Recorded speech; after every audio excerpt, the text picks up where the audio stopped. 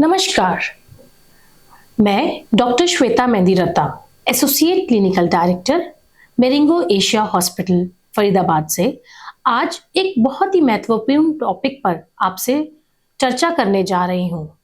वो टॉपिक है endometrial polyp.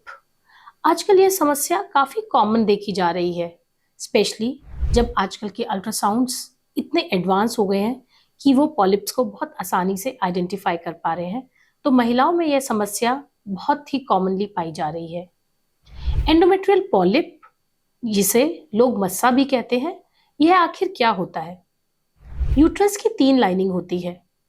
उसमें जो सबसे अंदरूनी लाइनिंग है, यानी कि एंडोमेट्रियल लाइनिंग, वो लाइनिंग में अगर आउटग्रोथ हो जाए तो उसे हम कहते हैं एंडोमेट्रियल पॉलिप, या फिर जिसे कॉमन लैंग्वेज में आप लोग मस्से से भी समझते हैं, जो कि यूट्रस की कैविटी के अंदर बन गया हो।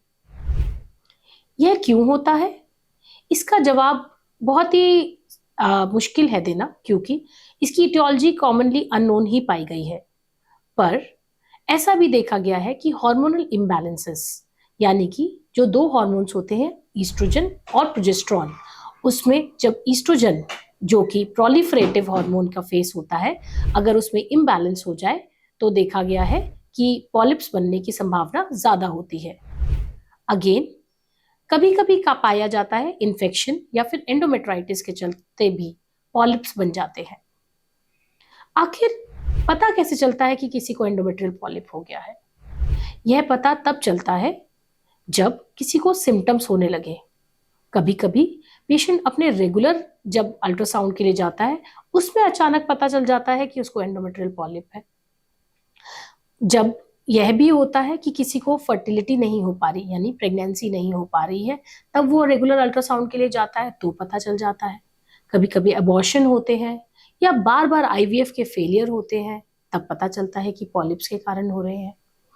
उसके अलावा सिम्पटम्स की बात करें तो यह भी देखा गया है कि पीरियड्स का फ्लो किसी-किसी को बहुत हेवी होने लग जाता है, या पीरियड समाप्त होने के बाद किसी को बीच-बीच में ब्लीडिंग, इंटरमेंस्ट्रुअल ब्लीडिंग या स्पॉटिंग होने लग जाती है। उसके अलावा यह भी देखा गया है कि जब पीरियड्स बंद हो जाते हैं, यानी कि पोस्ट मेनोपॉज़ल फेज़ में, पोस्ट मेनोपॉज़ल ब्लीडिंग के फॉर्म में भी ये पॉलिप्स प्रेज़ेंट कर सकते हैं, या फिर जब पोस्ट मेनोपॉज़ल फेज़ में एक औरत रेगुलर अपने चेकअप के लिए, अल्ट्रासाउंड के लिए जाती है, तब भी हो जाता है। कभी-कभी प्री मेंस्ट्रुअली भी यह ब्लीडिंग हो सकती है। तो एब्नॉर्मल यूट्राइन ब्लीडिंग्स के कारण देखा जाए तो पॉलिप होते हैं बहुत ही कॉमन केसेस के अंदर। उसके अलावा अगर पूछा जाए कि ये पॉलिप्स कैसा होता है, तो ये अलग-अलग प्रकार के होते हैं।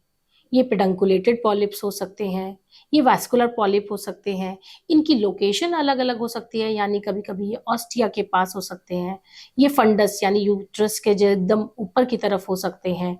उसके अलावा ये पॉलिप एक हो सकते हैं या मल्टीपल भी हो सकते हैं। ये सिंगल यानी कि एक और मल्टीपल भी हो सकते हैं। अगेन, ये पॉलिप्स का ट्रीटमेंट या डायग्नोसिस कैसे होगा?